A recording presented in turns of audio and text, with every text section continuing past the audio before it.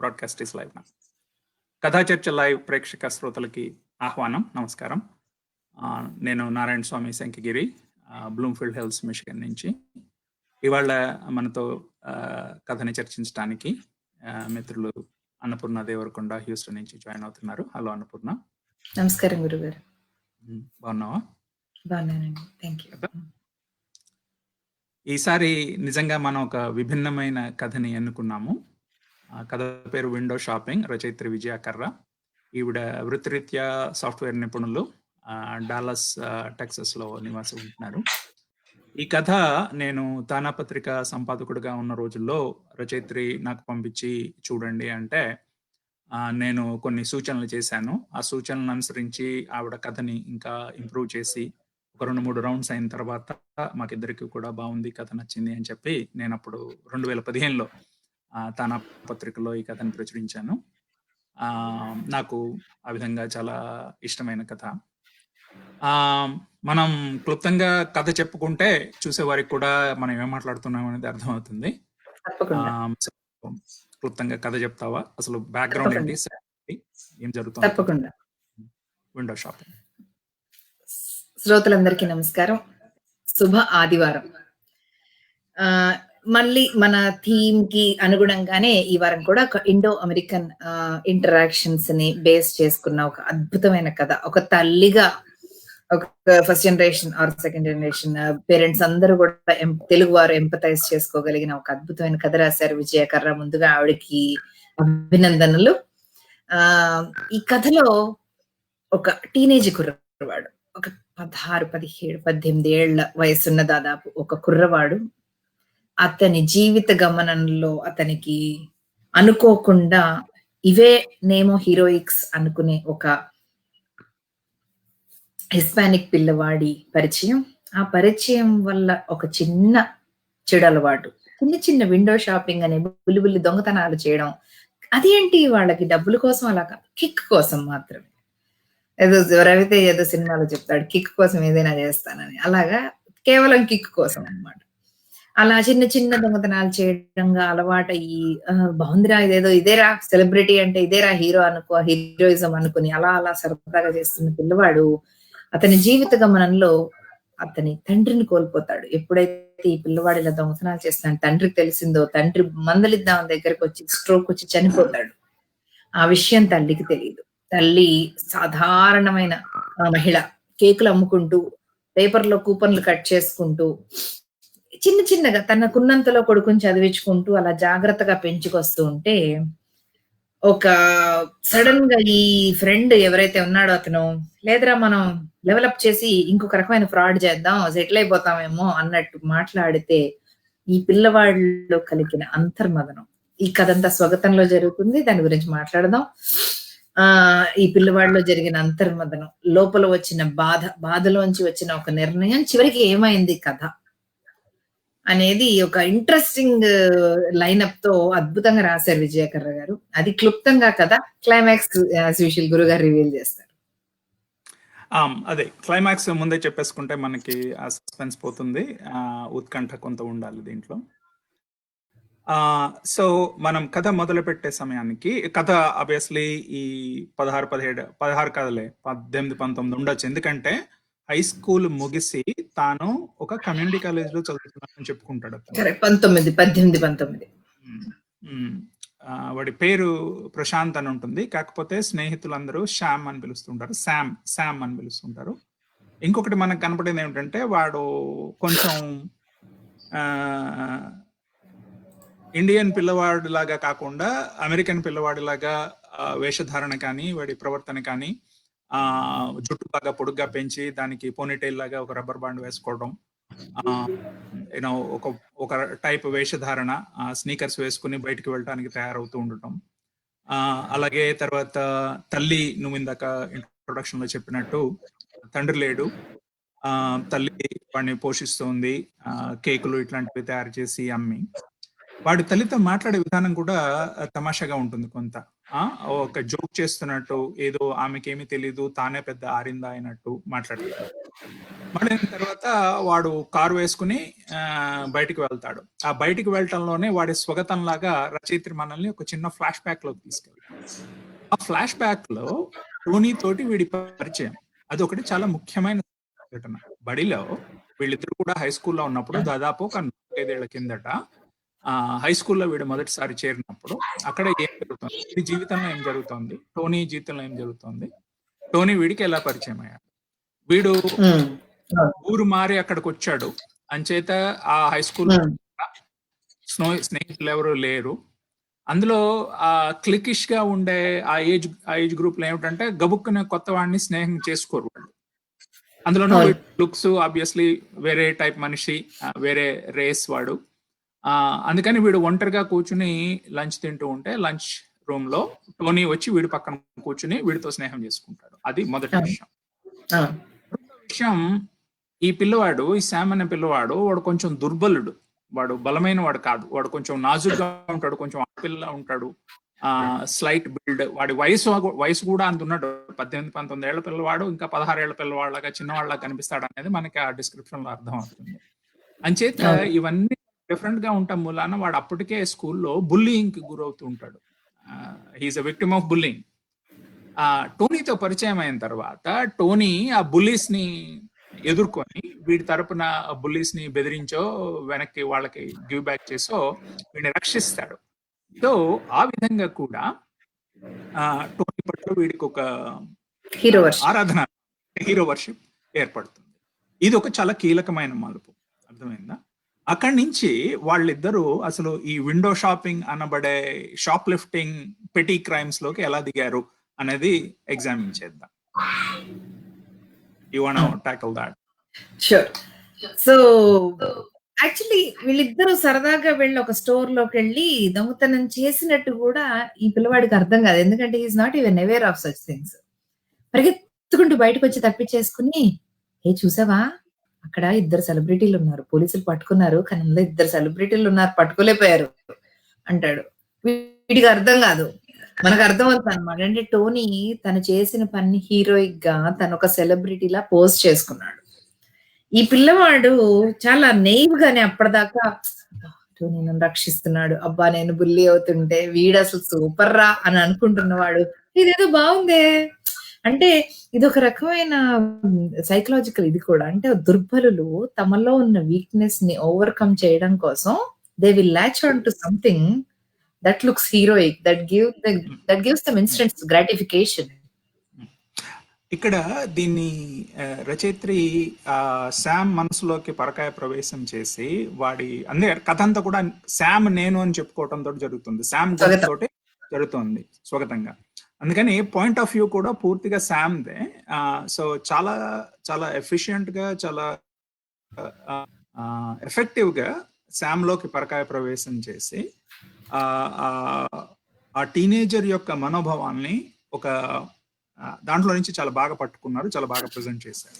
ఆ తర్వాత కూడా కొన్నాళ్ళు పోయిన తర్వాత ఈ చిట్టి దొంగతనాలు, అంటే వీళ్ళు మెయిన్ గా చేసేది ఏమిటంటే మాల్లో షాప్స్ లో నుంచి చిన్న చిన్న వస్తువులు కొట్టుకురావటం, ఒక టై, ఒక టీ షర్ట్, ఒక హుడీ, అవి చొక్కా లోపల దాచేసుకుని ఏలేసుకుంటూ బయటకు వచ్చేయడం, ఇట్లాంటి దొంగతనాలు. ఆ తర్వాత ఇంకొంచెం ధైర్యం చేసి మాల్ పార్కింగ్ లాట్ లో పార్క్ చేసి ఉన్న కార్స్ లో ఎవడన్నా లాక్ చేసి ఉండకపోయినా, ఎవడన్నా అద్దం తెరిచిపెట్టుండినా అందులో లేడీస్ హ్యాండ్ బ్యాగ్స్ కానీ, వాలెట్స్ కానీ ఇట్లాంటివి ఏమైనా కనిపిస్తే దాంట్లో నుంచి క్యాష్ కొట్టేయటం. బేసికలీ వాడి ఆ సూత్రాలన్నీ కూడా చెప్తాడు వాడు. ఏది ఎక్కువ టైం తీసుకోకూడదు, ఒకటి నుంచి 10 లెక్క పెట్టే లోపల పని అయిపోవాలి, ఆ బ్యాగ్ వాలెట్ దాంట్లోంచి క్యాష్ మాత్రం తీసుకొని మిగతాది అక్కడే పారేసి వెళ్ళిపోవాలి అని చెప్పి. కాకపోతే ఈ పెట్టి దొంగతనాలకు వీళ్ళు అలవాటు పడిపోయిన నేపథ్యంలో వీడి పర్సనల్ జీవితంలో ఒక ఘోరమైన సంఘటన జరుగుతుంది. వీడు ఆ సూత్రాలు నేర్చుకోక ముందు ఈ వాలెట్లు కొట్టేసి ఆ వాలెట్ని తర్వాత వెతికి దాంట్లో ఉన్న వాల్యుబుల్స్ తర్వాత తీసుకుందాంలే అని చెప్పి వాడి స్కూల్ బ్యాక్ ప్యాక్ లో వేసేసుకుంటూ ఉంటాడు ఈ వాలెట్లన్నీ. అది ఇంట్లో ఒక సంఘటన జరుగుతుంది. అది నువ్వు చెప్తావా ఏం జరిగింది అక్కడ? తప్పకుండా. అది చదివితే బాగుంటుంది యాక్చువల్లీ చెప్పడం కన్నా కూడా. సో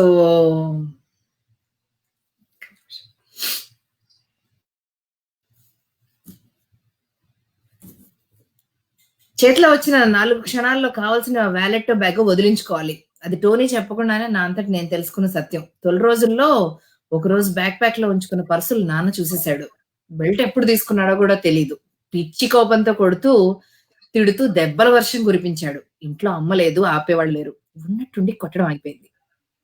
కళ్ళకి అడ్డం పెట్టుకున్న చేతులు తీసి ఏడుస్తూనే తలెత్తి చూశాను. విపరీతమైన ఆయాసంతో నాన్న రొప్పుతున్నాడు. మనిషి నిలువెల్లా వణికిపోతున్నాడు. ఇందాకలాగే తిడుతున్నాడు, కానీ అందులో స్పష్టత లేదు. మాట ముద్దగా వస్తోంది. బెల్టు నేలకు జారిపోయింది. ఎడమ చేతితో గోడను పట్టుకుని నిలదొక్కుకోవడానికి ప్రయత్నం చేస్తున్నాడు. నాన్నకేదో అవుతోందని అర్థమవుతోంది గాని ఒళ్ళంతా మంటల్లో పెట్టినట్లు దెబ్బల నొప్పి. కొట్టాడన్న కోపం. లేచి తిరిగి చూడకుండా నా రూమ్‌లోకి వెళ్ళిపోయి తలుపేసుకున్నాను.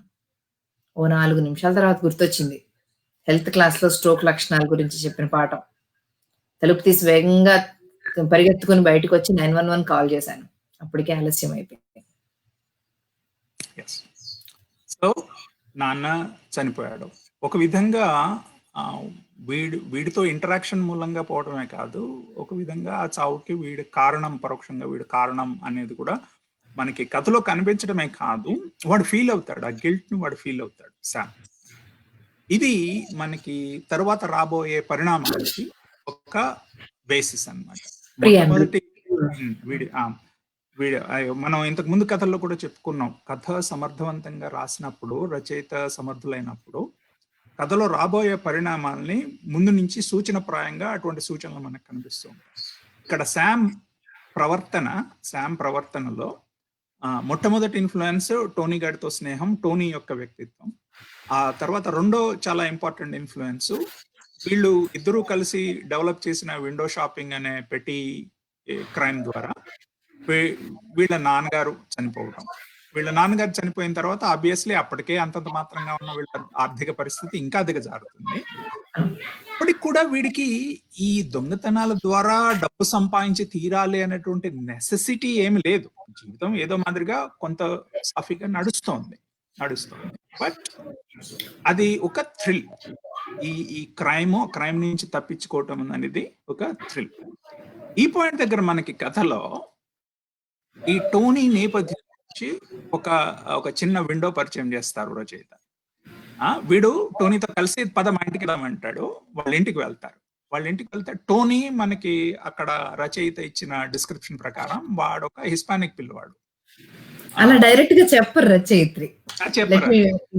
ఎలా ఉంటుందంటే ఆ ఫస్ట్ టైం టోనీతో ఈ దొంగతనానికి ఎక్స్పోజ్ అయినప్పుడు వీళ్ళు పరిగెత్తుకుంటూ బయటకు వచ్చేస్తుంటారు. షాప్ వాళ్ళు కనిపెడతారు. వీళ్ళు బయటకు వచ్చేస్తుంటే షాప్ యజమాని పక్కవాడే చెప్తాడు, ఇండియన్ పిల్లలు ఇలాంటివి చెయ్యర్లే పోనీ అంటే వెంటనే శామ్ టోనీ పరిగెత్తుకుంటూ బయటకు వచ్చేస్తారు. అంటే ఆ పిల్లవాడు శామ్ తో ఉండడం వల్ల టోనీ కూడా ఇండియన్ లా కనిపించాడు. నల్లటి ఒత్తైన జుట్టు, గోధుమ రంగు ఛాయ, ఇవన్నీ చెప్పగానే మనకి ఏంటి ఇండియనా అప్పుడు మనకు అర్థమవుతుంది. సూచిప్రాయంగా ఒక వాక్యం వస్తుంది అక్కడ. అది కూడా శామ్ మాటగానే చెప్పిస్తారు. మమ్మల్ని ఇద్దరు చూసి ఆ షాప్ అతను మేమిద్దరం కూడా ఇండియన్స్ అనుకున్నారు, కానీ జనరల్ గా సమాజంలో ఇండియన్ పిల్లల్ని చూసి అవతల వాళ్ళు మమ్మల్ని కూడా స్పానిష్ అనుకుంటారు, మమ్మల్ని కూడా హిస్పానిక్ అనుకుంటారు అనేది శామ్ ఒక మాట అంటాడు. సో ఆ విధంగా కూడా టోనీకి శామ్ కి కేవలం స్నేహాన్ని మించిన ఒక అనుబంధం, ఒకటి రేషియల్ అనుబంధం, ఒక రేషియల్ బ్రదర్స్ మనం అనేలాంటి ఒక అనుబంధం అక్కడ ఏర్పడింది.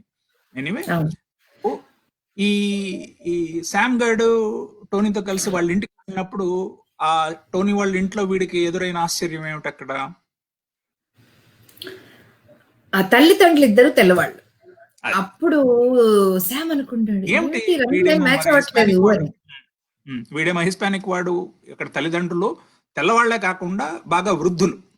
వీడు మామూలుగా 18 ఏళ్ల వాడు ఒకడే కొడుకు అనుకుంటే మనం మా తల్లిదండ్రులు ఏ 40s లోనూ ఉండేటట్టు ఎక్స్పెక్ట్ చేస్తాం. వీళ్ళు ఆబ్వియస్లీ 60 సీనియర్ సిటిజన్స్ లాగా ఉన్నారు.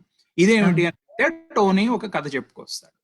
టోనీ బ్యాక్గ్రౌండ్ ఏమి చదవనాది?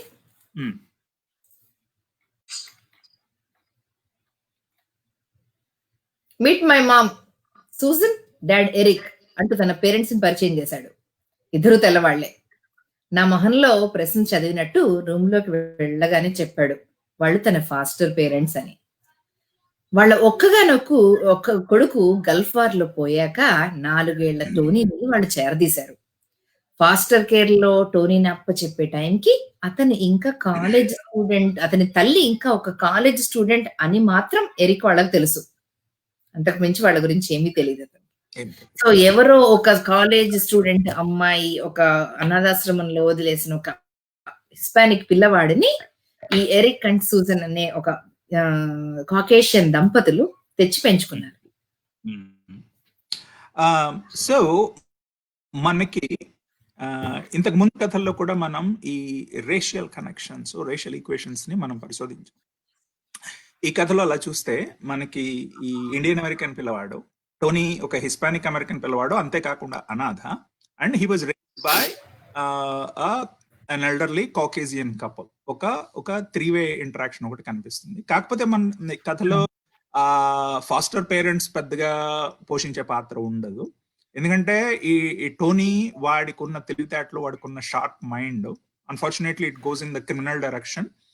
వాడు వాళ్ళ స్క్రూటినీని చాలా ఈజీగా అవాయిడ్ చేసి వాడు చివరికి రాత్రులు కూడా బయటికి పోయి దగ్గరలో ఉన్న యూనివర్సిటీ క్యాంపస్ లో స్టూడెంట్ హౌసింగ్ లో నుంచి 2-3 అంతస్తులు బాల్కనీలో ఎక్కేసి, ఎందుకంటే కాలేజ్ స్టూడెంట్స్ అంటే కొంచెం నిర్లక్ష్యంగా ఉంటారు, తలుపులకు తాళాలు వేసుకోరు, ప్లస్ వాళ్ళ దగ్గర ల్యాప్టాప్లు, ఐప్యాడ్లు, ఐఫోన్లు ఇలాంటివన్నీ ఉంటాయి. అప్పటికే ఇవన్నీ బాగా స్ట్రీట్ లో బాగా అమ్ముకుపోయే అంశాలు. Obviously you can convert quickly into cash. So వాడు షాపుల్లో నుంచి పెట్టి దొంగతనాలు చేయడం స్థాయి నుంచి బ్రేకింగ్ అండ్ ఎంటరింగ్ లెవెల్ కి ఎదుగుతాడు.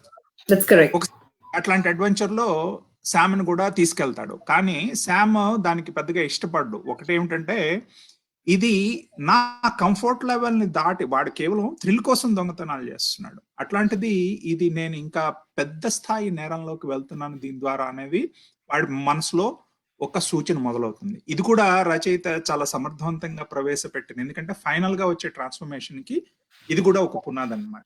నాన్న గిల్ట్ ఒక పునాది, ఇది మళ్ళీ రెండో పునాది. ఇది మన లీగ్ దాటి మనం వేరే లెవెల్లోకి వెళ్తున్నాం. This is not something comfortable for me అనేది శామ్ మనసులో మొదలవుతుంది. ఆ మదనం మొదలైన తర్వాత ఇంకొక సంఘటన జరుగుతుంది. ఒకరోజు వీడిని వెతుక్కుంటూ ఇంటికి వెళ్తాడు. టోనీ చాలా రోజులుగా కనపడలేదు, ఏమిటి అని వెతుక్కుంటూ ఇంటికి వెళ్తే వాడు కాలికి ఇంత పెద్ద క్యాస్ట్ వేసుకొని మంచంలో పడుకోను. అది ఏమైంది అంటే, ఎందుకు అంటే బాల్కనీ పట్టు జారి కింద పడ్డాను, ఎరగలేదు, బట్ స్ప్రెయిన్ అయింది, బాగా నొప్పిగా ఉంది, మందులు వేసుకుని పడుకుంటున్నాను అని చెప్తాడు. చెప్పి అది కూడా మళ్ళీ కీలకమైన సంఘటన. ఎందుకంటే అక్కడి నుంచి టోనీ గాడి బుర్రలో ఇంకా నెక్స్ట్ స్టెప్, వాడి క్రిమినల్ గ్రోత్ లో నెక్స్ట్ స్టెప్ కి ఆలోచన అక్కడి నుంచి పడుతుంది. ఏమిటి నెక్స్ట్ స్టెప్? చెప్పు. ఎన్నాళ్ళు చేస్తాం ఈ పెట్టి క్రైమ్స్ అన్నట్లు ఉంటుంది అనమాట. వీడు వెళ్ళి ఒక స్టూల్ మీద కూర్చుని ఆ కట్టుతో అలా ఖాళీగా ఉండడం వల్ల అతను కంప్యూటర్ మీద ఎక్కువ టైం స్పెండ్ చేస్తూ ఉంటాడు. ఇతను వెళ్లేసరికి డోర్ నాక్ చేసి లోపలికి వెళ్ళాను. కట్టుతో ఎడం కాని స్టూల్ మీద ఉంచి కంప్యూటర్ మీద పని చేస్తూ కనిపించాడు. నాకేసి ఒకసారి చూసి, కూర్చో 5 నిమిషాలు అయిపోవచ్చింది అన్నాడు. నేను చూస్తూ కూర్చున్నాను. స్వాగతం, ఈ శామ్ చెప్తున్నాడు. అతి చిన్నగా కట్ చేయబడిన గ్రాఫ్. ఇంతకు ముందు రింగ్ పెట్టుకునే చెవికి ఇప్పుడు వైట్ స్టడ్. విపరీతంగా వర్కౌట్ చేస్తున్నాడేమో, శరీరం కడ్డీలా తయారైంది. సో ఇక్కడ కూడా మనకి వాడికి టోనీ పట్ల ఉండే ఒక ఆరాధనా భావం, హీరో వర్షిప్. అవును, దీని గురించి నేను చెప్తాను. ఒక తల్లిగా ఎంత నేను డెఫినెట్ గా రామాయణ మహాభారతాల చాలా స్ట్రాంగ్ గా బిలీవ్ చేసే ఒక హిందూ తెలుగు అమ్మాయిగా నా రియాక్షన్ ని నేను చెప్తాను. చాలా చాలా అంటే it touch me. And Vijay గారికి నేను ఈసారి ఒకసారి డాలస్ వెళ్ళి కలుద్దాం అన్నంత ఆనందం కలిగింది ఈ కథ చదివిన తర్వాత. I come to it in a bit. So శరీరం కడ్డీలా తయారైంది. చేసే పని ఆపాక నా కేసు చూసి ఎలా జరిగింది అని అడిగాడు శామ్. దురదృష్టం కొద్దీ మొన్న రాత్రి ఓ బాల్కనీ మిస్ అయ్యాను. అదృష్టం కొద్దీ బెణికింది ఎడం కాలు. కాబట్టి డ్రైవ్ చేసుకొని ఇంటికి వచ్చేయగలిగాను. నొప్పిగా ఉందా? పెయిన్ కిల్లర్స్ వేసుకోవడంతో తెలియట్లేదు. కానీ తగ్గడానికి టైం పట్టేలా ఉంది. నేను నవ్వి యాక్షన్ మ్యాన్ టోనీకి ఇంట్లో కూర్చోవడం కష్టమే మరి. అందుకేగా కుదురుగా కూర్చుని ఏం చెయ్యగలమా అని తేల్చుకుని మరి నిన్ను పిలిచాను అని తమాషాగా నవ్వి, జనం ఇంటి నుంచి కదలకుండా షాపింగ్ చేస్తున్నప్పుడు మనం మాత్రం ఇంటి నుంచి కదలకుండా విండో షాపింగ్ చేయలేమా? ఎగ్జాక్ట్లీ. సో ఇక్కడ అంటే నుంచి ఆలోచన మొదలవుతుంది. వాడి ఆలోచన ఏంటి అనేది కూడా చెప్తావా? ఆలోచన ఏంటంటే ఏమిటి అంటే ఏంటి అని అడుగుతాడు. వర్చువల్ విండో షాపింగ్, ఆన్లైన్ లో షాపింగ్ ఎంటర్ చేసే క్రెడిట్ కార్డుల ఇన్ఫర్మేషన్ సైలెంట్ గా దారి మళ్లించడమే. ఉలిక్కి పడ్డాను. విపరీతమైన భయం, దానిని మించిన ఉత్సాహం, ఒకేసారి పెద్ద కుదుపు కుదిపాయి నన్ను. టోనీ మొహంలో మెరుపు, సిస్టమ్ ని బ్రేక్ చేసిన ఎగ్జైట్మెంట్ తో వచ్చిన థ్రిల్ తాలూకు మెరుపు. భయం అన్నది ఇంతవరకు చూడలేదు ఆ మొహంలో. అక్కడ థ్రిల్ ఉంది, భయం లేదు వాడిలో. వీడిలో మాత్రం భయం, థ్రిల్ రెండు ఉన్నాయి. అక్కడ ఒక డిఫరెన్స్ చూపించారు రచయిత. అబ్జర్వ్ చేశారా? ఈ పిల్లవాడిలో ఇది కళ. ఇప్పుడు సోషల్ గా మనం చూస్తే online identity theft, online credit card theft జరుగుతుంది అనేది గత 10 ఏళ్లలోనూ బాగా విపరీతంగా తయారైన సమస్య. దానికి ఇంకా ప్రత్యామ్నాయాలు, దానికి ఆన్సర్స్ కనుక్కుంటూనే ఉన్నారు. కొత్త కొత్త ఇవి వస్తూనే ఉన్నాయి సొల్యూషన్స్. అది అలాగ ఉండగా అక్కడ వాళ్ళిద్దరి మధ్య జరుగుతున్న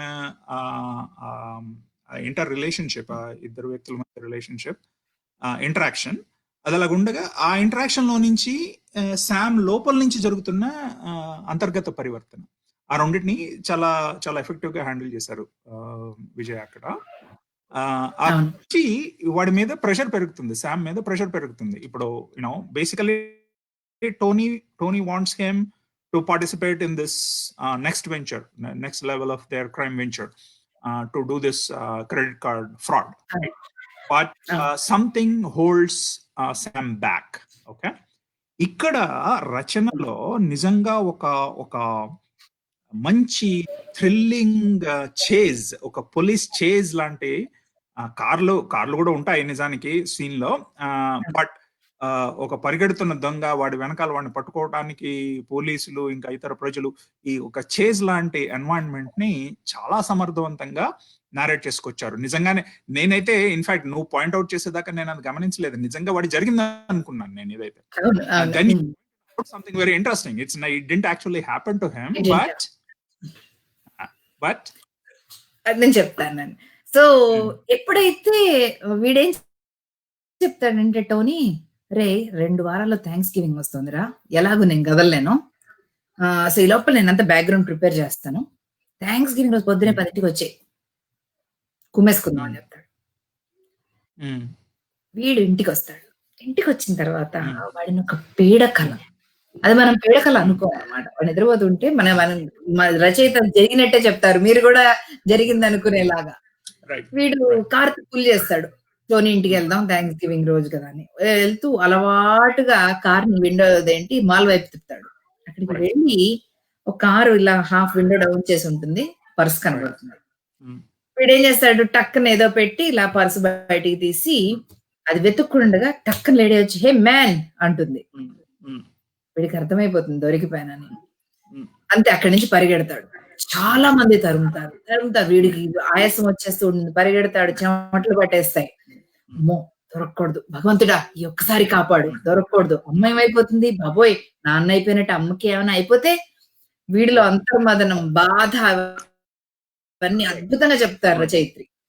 అలా పరిగెడుతూ చోటికి వెళ్ళి వాడు పడిపోతాడు. 20 చేతులు వాడి మీద పడిపోతాడు, దెబ్బలు తగులుతాయి. 20-30 చేతులు వాడి మీద పడిపోతాయి. వాడు లేవలేనంతగా వాళ్ళు నొక్కేస్తూ ఉంటారు. వెంటనే భయంతో లేచి కూర్చుంటాడు, ఒళ్ళంతా చెమట్లు.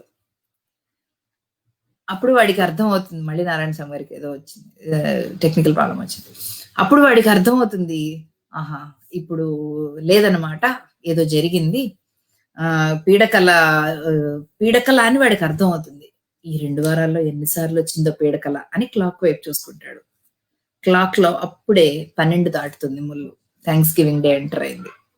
వాడికి ఏం చేయాలో తెలియదు. దగ్గు తెరలుగా వస్తుంది. వస్తే దగ్గు విని వాళ్ళ అమ్మ పక్క రూమ్ లోంచి వచ్చి, ఏరా ఇంత ఎలర్జీస్ నీకు ఎప్పుడు రాలేదు, 2 వారాల నుంచి బాగా సిక్ అవుతున్నావు, కాఫ్ సిరప్ వేసుకున్నావు నాన్న అని అడుగుతుంది. వాడికి లోపల ఏం చెప్పాలో తెలియదు, లోపల అంతర్మదనం అనమాట. అంతకుముందు టోనీ మెసేజ్ పెడతాడు, Ray I'll see you at 10 tomorrow అని. వెంటనే ఫోన్ తీసుకుని, ఇది క్లైమాక్స్ అనమాట, ఫోన్ తీసుకుని చెప్తాడు ఏమని, అరే అలా కాదు, నేను రావట్లేదు, I'm very sick with allergies man, I can't come అని. అది స్టోరీ ఎండింగ్. కట్ చేస్తే ఈ స్టోరీలో ఇంత అద్భుతంగా ఈ రచయిత్రి చెప్పుకొచ్చిన ఈ కథలో చివరికి ఒక ట్రాన్స్ఫర్మేషన్ కనిపించింది వాడిలో. ఆ ట్రాన్స్ఫర్మేషన్ కి 2 కారణాలు. ఒకటి, ఆవిడకి ఒక నిమిషం, నారాయణ స్వామి గారు ఎందుకో డిస్కనెక్ట్ అయ్యారు మళ్ళీ.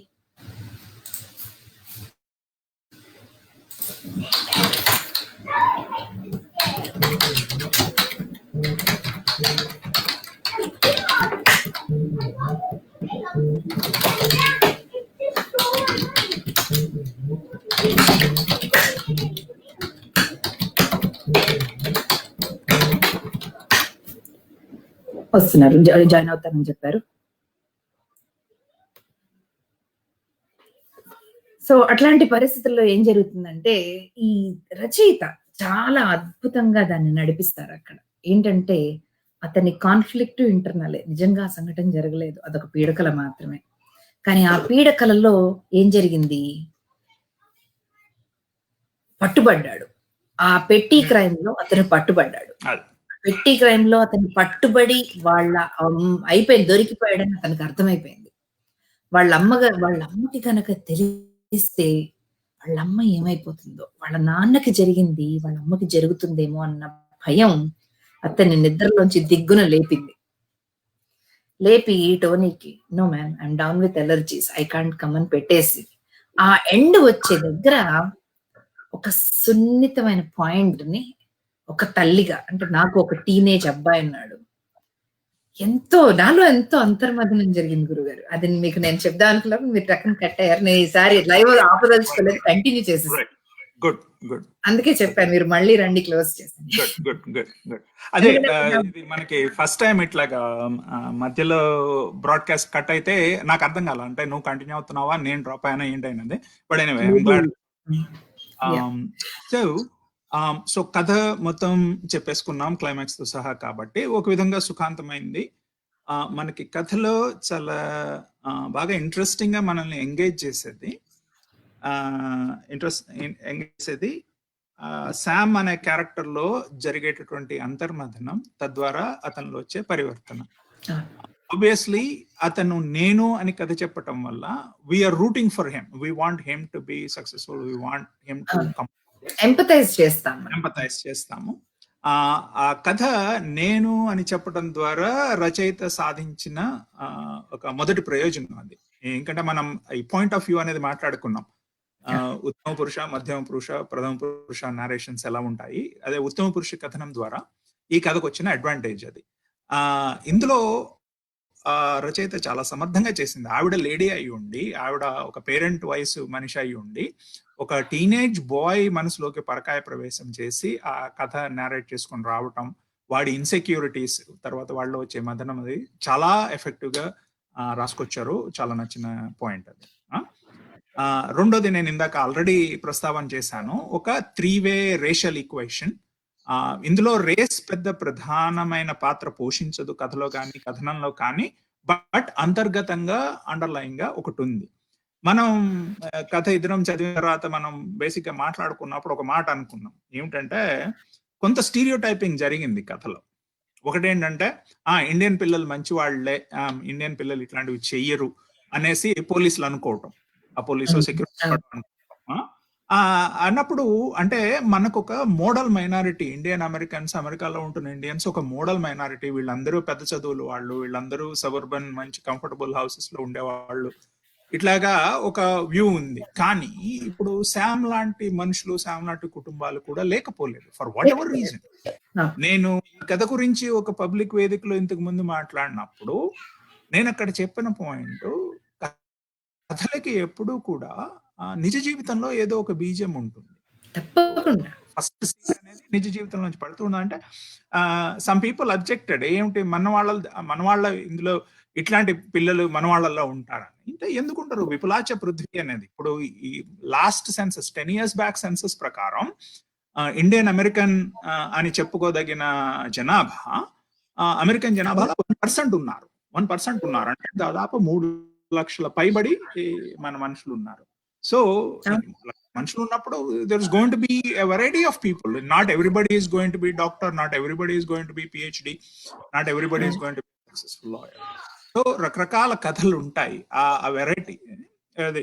ఇంకొకటి, కథని కేవలం ఒక కథ చెప్పటం లేదా ఒక సమస్య ఒక రెజల్యూషన్ అని కాకుండా కథ ఒక కళ. ఆ కథలో మల్టిపుల్ లేయర్స్ ఉండాలి, మల్టిపుల్ ఫీచర్స్ ఉండాలి. చదివిన తర్వాత ఒక సంపూర్ణమైన స్వరూపాన్ని మనం చూసాను అనే ఒక తృప్తి పాఠకులకు మిగలాలి. ఒక పాఠకుడుగా, ఒక సంపాదకుడుగా మంచి కథ నుంచి నేను ఇది ఆశిస్తాను. ఆ సంపూర్ణతని రచయిత డెలివర్ చేశారు దీంట్లో, ఈ ఫైనల్ ప్రోడక్ట్ లో. అది నాకు ఏమంటావు? So any closing? నేను I have to give my 2 cents there. ఒక తల్లిగా, ఒక టీనేజ్ పిల్లవాడు ఉన్న తల్లిగా నేను ఈ కథ చదివినప్పుడు కథలో చిన్న చిన్న పాయింట్లు అలా ప్లాంట్ చేసుకుని వచ్చారు. ఎందుకంటే రచయిత్రి కూడా ఒక తల్లి కనుక. పిల్లవాడు తండ్రి లేడు, తల్లి కేకులు తయారు చేసి అమ్ముకుంటూ బ్రతుకుతున్న ఒక సాధారణ వనిత. ఆవిడికి రానిదేమి చేయట్లేదు, ఆవిడ చెడ్డ పని చేయకుండా చివరికి ఈ శామ్ స్వగతంలో శామ్ నోటీస్ చేసే విషయాల్లో ఒకటి ఉంది. అమ్మ కూర్చుని సైలెంట్ గా పేపర్ లో కూపన్లు కట్ చేసుకుంటుంది అని శామ్ అనుకుంటాడు. అంటే ఆవిడకున్న పరిధిలో జాగ్రత్త చేసుకుంటూ ఒక ఫ్రూగల్ లివింగ్ తో కొడుకుని జాగ్రత్తగా పెంచుకొస్తోంది with in value system. So తల్లి పెంపకం విషయంలో ఇప్పుడు చూడండి, మీ అమ్మ ఇలా పెంచిందని టక్కన అనేస్తారు మనుషులు. తల్లి పెంపకం విషయంలో లోపం లేదు అక్కడ. ఎందుకంటే తల్లి చాలా ఫ్రూగల్ గా ఉంటుందని అసలు తల్లికి హింట్ కూడా లేదు. వాళ్ళ నాన్న చనిపోయింటే అమ్మ ఇంట్లో లేదు, ఆపడానికి ఎవరూ లేరు అన్నప్పుడు కూడా ఇంకొక ప్లాంట్ వేశారు. ఏంటంటే ఆవిడకి తెలియదు, కొడుకులో ఈ ప్రవృత్తి ఆవిడకి తెలియదు. కానీ ధర్మో రక్షతి రక్షిత అని మన ఇతిహాసాలు చెప్పిందని నేను సంపూర్ణంగా 100% నమ్ముతాను. నిన్న కూడా ఎవరితో మాట్లాడుతూ చెప్పాను, టెంపరీగా ఆ ధర్మం గెలిచినట్లు కనబడుతుంది, ఫైనల్ గా స్కోర్స్ సెటిల్ అవుతాయి. సో ఈ అధర్మం అనేది ఆవిడ దానికి వెళ్లకుండా ధర్మాన్ని పట్టుకుని కూర్చుంది కాబట్టి ఫైనల్ గా పిల్లవాడిలో తండ్రి పోయిన తర్వాత ఇమీడియట్ గా కూడా రియలైజేషన్ రాలేదు. కానీ ఎప్పుడైతే ఇంకొక అడుగు వేస్తున్నాము అని రాగానే వీడికి పీడకల రూపంలో కర్తవ్య బోధ లోపలగా అంతర్గతంగా లోపలే జరిగింది. అది ఎలా జరిగింది అనే దాన్ని ఆవిడ చెప్పుకొచ్చిన విధానం, ఏ తల్లి ఈ కథ చదివే వాళ్ళందరూ అమెరికాలో గాని ఇండియాలో గాని ఉన్న తల్లిదండ్రులు ఎక్కువ చదువుతారు. అంటే నేను నిజంగా కుర్రవాళ్ళు యువకులు ఎంతమంది వచ్చి 18 ఏళ్ల వాళ్ళు ఈ కథ ఎంతమంది చదువుతారో నాకు తెలియదు. బాగా మంచి పాయింట్ చెప్పావు. పాఠకులు డెఫినెట్ గా తల్లిదండ్రుల ఏజ్ గ్రూప్ తో ఉండేవాళ్ళు. కరెక్ట్. వాళ్ళది చదవగానే ఫస్ట్ ఇప్పుడు వసంత్ గారు పెట్టారు. ఆవిడ నాకన్నా 2-3 ఏళ్ల పెద్దయినా నాకు టీచ్ చేసింది ఆవిడ 25 ఏళ్ల క్రితం. ఆవిడ పెట్టారు, I will tell my the story to my son tomorrow. ఎందుకు ఆ రియాక్షన్ ఒక తల్లిలో తండ్రిలో రావడానికి కారణం ఏంటంటే ఇది ఎక్సెప్షన్ కాదండి. 2-3 ఏళ్ల క్రితం ఫ్లోరిడాలో ఒక తెలుగు పిల్లవాడు తల్లిని చంపాడు. టెక్సస్ లో ఒక తమిళ పిల్లవాడు గన్ షూటింగ్స్ లో అరెస్ట్ అయ్యాడు. మల్టిపుల్ బ్యాక్ యార్డ్ లో విసిరి తాగుతాయి 18-16 ఏళ్ల పిల్లలు అలాంటి వీడియోలు ఇన్స్టాగ్రామ్ లోను పెడుతున్న సంఘటనలు నేను హ్యూస్టన్ లో చూశాను. సో ఇది కొత్త కాదు. కాలిఫోర్నియాలో ఒక పిల్లవాడు DUA లో దొరికితే అరెస్ట్ అయితే తండ్రికి తెలియకుండా తల్లి పక్కింటి వాళ్ళ దగ్గర అప్పులు తీసుకుని వెళ్లి DUA కట్టి బెయిల్ అవుట్ చేయడం నేను విన్నాను. తెలుగువాడు రైట్. పిల్లవాడు. సో, ఇలాంటి పిల్లలు లేరని కాదు. అలా అని చెప్పి తల్లిదండ్రుల పెంపకంలో తప్పు లేదు. కానీ ఎక్కడో తల్లిదండ్రులు పిల్లలతో కనెక్షన్ అంటే వాళ్ళ జీవితంలో వాళ్ళు కొంత కొంత జనరేషనల్ గ్యాప్ ఉంటుంది. కొంత జనరేషనల్ జనరేషన్ గ్యాప్ ఉన్నప్పటికీ వాళ్ళని కొంతేమో డిఫరెంట్ ఈ చేసి ఈ ఈ కల్చరల్ కాన్‌ఫ్లిక్ట్ ఉంటుంది. మన ఇంకొకటి సంస్కృతిలో నుండి వదిలేసి వచ్చాము. అవును. చెప్పు. ఇంకొక్క మాట ఏంటంటే, మనం కూడా వీళ్ళల్లో ఉన్న ఈ కల్చరల్ షాక్‌కి దోహదం చేస్తున్నా అనిపిస్తుంది. హ్మ్. చిన్నప్పటి నుంచి మన ఇండియాలో పింక్ షర్ట్‌లు హాయిగా చాలా మంచి వేసి పాయింట్. తిరుగుతారు మగవాళ్ళు. చాలా మంచి ఇక్కడికి పాయింట్. రాంగానే ఆడపిల్లలకి పింక్ డ్రెస్సులు, మగవాళ్ళకి బ్లూ డ్రెస్సులు మాత్రమే కొంటూ హ్మ్. మనం కార్టర్‌లోను, ఓల్డ్ నేవీలోను బట్టలు కొనే పిల్లలు మిడిల్ స్కూల్‌కి రాంగానే అమ్మ నాకు ఓన్లీ నైకీలు, అండర్ ఆర్మర్‌లే కావాలి, జోర్డన్ షూసే కావాలంటే, ఓహో! అంటే అమెరికన్ పిల్లల్ని చూసి వీళ్ళు ఇన్‌ఫ్లూయెన్స్ అవుతుంటే మనం గూడా సరే పిల్లవాడు బాధపడకూడదు, పక్క వాళ్ళు వీడిని చూసి నవ్వకూడదు అని.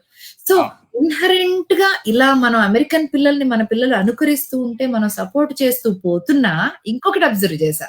హ్మ్. హై స్కూల్‌కొచ్చేసరికి ఇండియన్ పిల్లలకి ఇండియన్ పిల్లలే ఫ్రెండ్స్ ఉంటున్నారు. హ్మ్. హ్మ్. అమెరికన్ పిల్లలతో మాట్లాడతారు స్కూల్ హ్మ్. వరకే. ఇంటి అవును. దాకా వచ్చేది మాత్రం ఇండియన్ పిల్లలే. ఇండియన్ పేరెంట్స్‌గా మన వాళ్ళు ఎక్కడో ఆ గాడ్ ఆన్ ఉందింకా. హ్మ్. హ్మ్. మీరు రాసిన 'తుపాకీ' కథలోను, ఈ 'విజయకర్ర' గారి కథలోను పేరెంట్స్ ఆ రకమైన ఓరియంటేషన్ లేదు. వేరే హ్మ్. రేసెస్‌తో ఫ్రెండ్‌షిప్ చేస్తుంటే ఓకే అనుకున్నారు. తప్పు, కరెక్ట్ అని నేను చెప్పట్లేదు. There is nothing wrong about right or wrong hmm. About parenting అనుకుంటాను. Everybody has their own journey. Hmm. అంటే 'తుపాకీ' రాసి ఆల్రెడీ దాదాపు 20 ఇయర్స్ అవుతుంది. 20 ఆహ్, ఇయర్స్ ఈ అబ్బా! ఆ! ఈ లోపల నంబర్స్ గేమ్ చాలా మారింది. మారింది. ఎగ్జాంపుల్ మా అమ్మాయిని కాలేజ్‌కి తీసుకెళ్ళేటప్పటికే అక్కడ యూనివర్సిటీ డార్మ్స్‌లో ఫ్లోర్ ఫ్లోర్ లీడర్స్ అందరివి ఫోటోలు పెట్టి అక్కడ పెడతారు. Half of the floor leaders were of Indian origin. నంబర్‌లు మారాయి. అవును. సో, అవును. డెఫినిట్‌గా నంబర్స్ గేమ్ చాలా మారింది అప్పటికి ఇప్పటికి. కానీ ఎనీవే. ఇప్పుడు యాక్చువల్లీ ఇండియన్ పేరెంట్స్ ఏంటంటే ఎంత నువ్వు if you want to be a jock, if you want be cool, go play baseball no problem. మన పిల్లల్ని టెన్నిస్‌లు తిప్పుతాం, బేస్‌బాల్ తిప్పుతాం, బాస్కెట్ బాల్ తిప్పుతాం. అక్కడ అందరూ వేరే తెల్లవాళ్ళు అందరు పిల్లలతో అదే ఆడుకుంటారు. అంటున్నా. అదే అంటున్నా. ఇంటికొచ్చేసరికి ఇప్పుడు మాత్రం నిజ జీవితంలో చూస్తే మన వాళ్ళ పిల్లలు ఈదర్ హై స్కూల్ ఆర్ కాలేజ్‌లో స్పోర్ట్స్ స్టార్స్ అవుతున్నారు. లేదా మిలిటరీలోకి వెళ్తున్నారు. మనం ట్రెడిషనల్‌గా ఓకే. ఇండియన్ పిల్లలు చేసే పనులు ఈ doctor, engineer, some other professional అనుకునేవి కాకుండా విభిన్నమైన పనులు చేస్తున్నారు. కానీ ఆ రిప్రజెంటేషన్ మనకి ఇంకా కథల్లో తగినంతగా కనపడడం లేదు. కనపడట్లేదు. ఇంకొకటేంటంటే పేరెంట్స్ మీద ఈ పీర్ ప్రెషర్. ఎందుకులే పిల్లవాడు వాడిని చూసి అనుకరిస్తున్నాడు. చెయ్యనీలే పోన్లే. ఆ పీర్ ప్రెషర్ వల్ల ఎంతవరకు ఆ పీర్ ప్రెషర్ తీసుకుంటాము? మన వాడు ఆటల వరకే. చదువు హ్మ్. దగ్గరకొచ్చేసరికి మాత్రం ఇండియన్ వాడు మ్యాథ్స్ యూ స్టిల్ కౌంట్‌కెళ్తున్నాడు. నీడ్ టు బి కౌంట్‌కెళ్ళు. 4.0 జీపీఏ. ఆ! వాడు సో, ఆ! AP వాడికి కోర్సెస్ నీట్ స్కోర్ ఎట్సెట్రా. ఇంతొచ్చింది నీకింత రావాలి. "అరే! అంకుల్ వాళ్ళ అబ్బాయికి 1800 వచ్చిందిరా నీకురా." సో, ఎక్కడో టైగర్ మామ్ సిండ్రోమ్. రైట్. అది. ఈ మనం ఏంటంటే మన పిల్లల్ని ఒక రకమైన ప్రెషర్‌కి గురి చేస్తున్నామేమో. హ్మ్. ఆ! ఆటల మనం పిచ్చిలో ఐ అమెరికన్స్‌లో థింక్ ఉన్నాయి. We are going beyond the scope of the story. మనం జనరల్ సోషలాజికల్ డిస్కషన్‌లోకి వెళ్ళిపోతున్నాము. కానీ సో, అలాంటి పాయింట్‌ని మనల్ని ఆలోచింపచేసిన ఘనత మాత్రం విజయకర్ర గారిదక్కడ. ఆ విధంగా ఒక విభిన్నమైన ఆలోచన చేసి ఇట్లా అయితే ఎలా ఉంటుంది అని maybe her seed of the story came from some news item she read or whatever. Hmm. But she used her imagination to fullest extent. చాలా ఆహ్, చాలా చక్కని సంపూర్ణమైన ఒక కథని తయారు చేసి మనకు ఆ! అందించారు. ఈ విండో షాపింగ్ కథ ద్వారా. ప్రతి తల్లి ఎంపథైజ్ చేసుకుంటుందండి ఈ కథ. రైట్ తల్లులకి ఎంపతి అంట. అక్కడ that is where she scored 100 out of 100. Sounds good. So, హ్మ్. విజయ్ గారు కంగ్రాచ్యులేషన్స్. అండ్ చూస్తున్న ప్రేక్షకులు కూడా కథ లింక్ దీంతోనే ఉంది. మళ్ళీ నేను ప్రచురిస్తాను కథ లింకు. కథ కూడా చదివి పంచుకోండి. వచ్చే ఆదివారం మరొక మంచి కథతోటి కలుసుకుందాము. సో, నా తరపున, అన్నపూర్ణ తరపున నమస్తే. ధన్యవాదాలు. నమస్తే. Thank you. నువ్వే క్లోజ్ చేయాలి.